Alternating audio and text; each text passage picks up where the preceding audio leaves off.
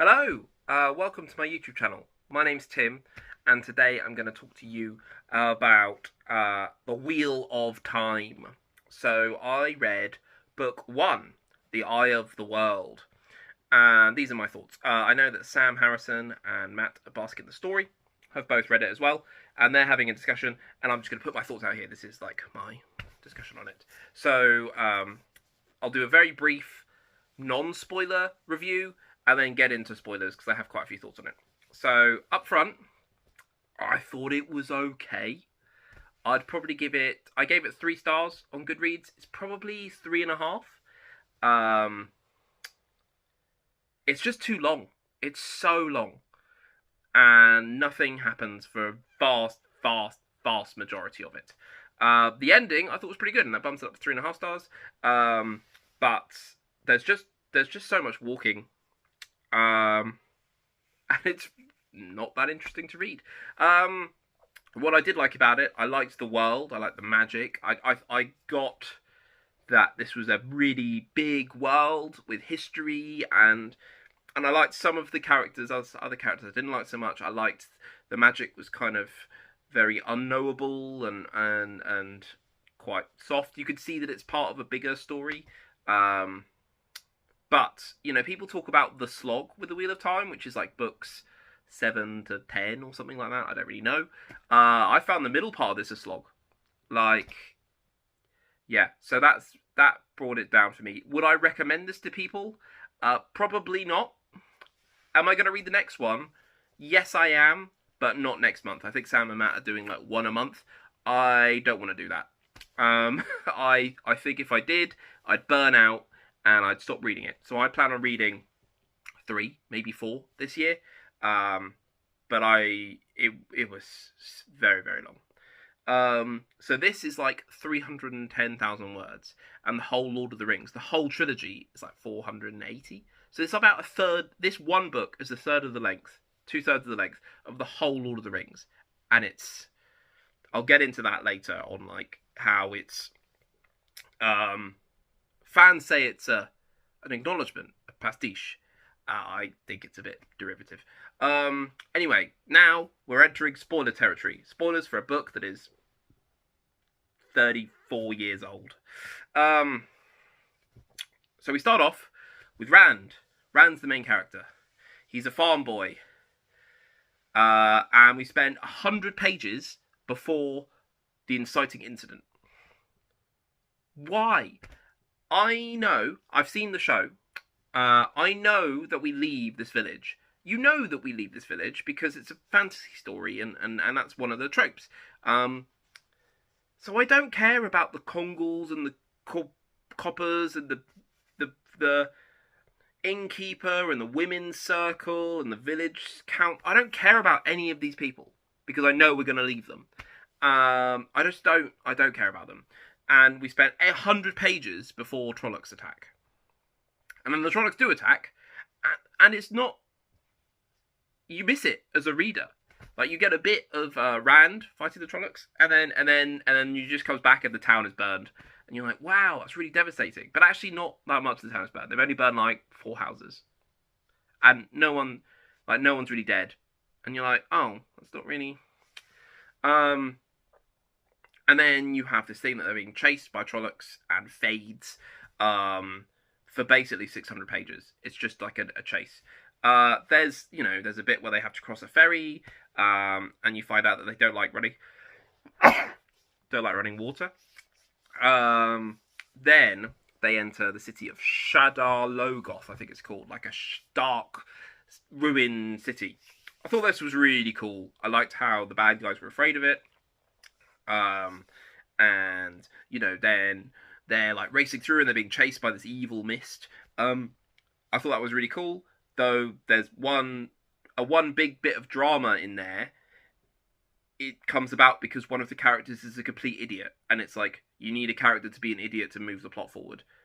That doesn't work for me. But I think that was like 300 pages in, 200 pages in, maybe, something like that. And then we get to the walking. to the next 300 pages. It's 80,000 words of walking. Of just walking. And it's not like, people say Lord of the Rings is just walking, but there's so many adventures along the way and you meet so many different people, and I just didn't. Oh, look, it's another inn. And Rand and Matt are walking along, and they hop on a thing, and it's like, it's okay to have one or two scenes of this, but there's so many scenes of they go to a place, someone's nice, someone's not nice, they escape. There's a dark friend, they escape, move on. That happens so many times. So 80,000 words of walking. That's a novel. That's a novel of just walking. And not even getting that much new character stuff. Because both characters, Rand and Matt, are the same at the start as they are at the end. I really liked Tom, the Glee man. I thought he was great. And I think he'll be back in some way. Partly because one point while they're doing this walking, just as they get to the end, they find out all of Tom's backstory in just like a big dump. Tom was like, oh, and actually he was super interesting. And I'm like, why did we not find that out organically through the story? Or why are you telling me this about a character that's now dead? Unless they're not dead. So I'm guessing they're not dead, because otherwise that's even more wasted. Then, while Rand and Matt are just walking, and either being on a farm, or being in an inn, that's about it, Perrin and Egwene are off, and they bump into this guy, probably my favourite character, a guy called Elias, who's like a wolf man, and he's like, oh, Perrin, you have wolf powers. And Perrin's like, what? And then suddenly Perrin has wolf powers. But I thought that was interesting. That was my favourite part of the show, was Perrin and his wolf powers. And it was probably one of my favourite parts of the book. But then him and Egwene then meet up with the Tinkers, who are gypsies. And I'm not qualified enough to know if it's okay to just put gypsies in your world and call them Tinkers. Feels a bit odd. And have them just be gypsies, just be travellers. Super boring. Super boring. They didn't add anything to the world, apart from they gave like a bit of lore, saying, oh, there's something happened up here. But yeah. But then they get captured by the White Cloaks. And I think the White Cloaks are cool bad guys because they're full of religious dogma, and they're just like, ugh. Going for it. And then we have a little bit of Nynaeve and Lan and Moraine, and they're basically chasing people. They're, again, walking, but they're following, and you find out a bit Moraine she's got coins, and she magicked the coins so she could track people. That was quite cool. I quite enjoyed that. Then, 80,000 words later, they get to Caemlyn, which is the place that they were going to before they get to Tar Valon. Tar Valon is their aim. They're like, I need to get you to Tar Valon because you're interesting people. Don't know why, but there's something about you, and I need to get you to Tar Valon. And then you get to Caemlyn, and I quite liked this bit where Rand meets the princess by accident, and the prince, and she ends up meeting the queen, and all this kind of stuff. I quite enjoyed that. And then everyone's all together, and you meet the Ogier, Loyal is his name. I thought he was really interesting. I really liked his viewpoint on things. I liked the fact that he was so old and viewed things in a completely different way. He had so much history of the world. I like that. And then they go, oh, actually, you know that thing we've been trying to do for the past 600 pages? We're not doing that anymore. We're now going to the Eye of the World. Yeah, it's the name of the book. For reasons. Because we haven't got time. And they race, and they have to go through the dark ways, or the ways, I think they're just called. And this I thought was really cool, this weird parallel dimension that's like fast travel, but really, really dangerous, and only Ogier know the way, because they built it, but now it's corrupted, and I thought that was really cool. And then they're being chased by someone. I think we find out who it is, but I can't really remember. And then you have the Dark Wind. Ooh! So you had a Dark Wind and a Dark Mist in this book. not really great antagonistic forces. And then so they're like, we need to get away from this dark wind because it'll be really, really bad. And then the guy who's following them, I think is Palan Fane, and then he gets hit by the dark wind, and he's okay. Yeah, he's messed up, but he's alive and sentient and not dead. Like, wasn't really that bad then, was it? Anyway, then you get to the Eye of the World and the Blight. The Blight is this like dark, evil vines that are like crawling over everything. That was super cool. We then get Lan's backstory in a big info dump. Like, the story just stops and they're like, let me tell you about Lan. That could have been done so much more organically. But it was a super cool story. It was super cool. And Lan's just the coolest. But like, we've spent probably at this point 300, 400 pages with him, and he could have shared something before that, before having someone else just be like, oh, this man, let me just get his LinkedIn profile and read that out for you. But then you have the Blight as they're racing through, and then you get to the Eye of the World, and then you have the climax of the story, and I really liked the climax of the story. I like the fact that there's a big tree man for reasons. And then they go into the Eye of the World, and it's just a big cave full of water, and then they come out, and suddenly there's two Forsaken, and they're like, we were waiting for you, and they attack, and they fight. Then you see Rand channel, you see him have the power that drives men insane, and he then goes, and there's a big fight, and it's all very, like, dream sequency, but I enjoyed that. I really enjoyed that part, the climax of the book, and then finding out that they actually, in the water of the Eye of the World was the Horn of Valir and some other stuff that everybody was looking for.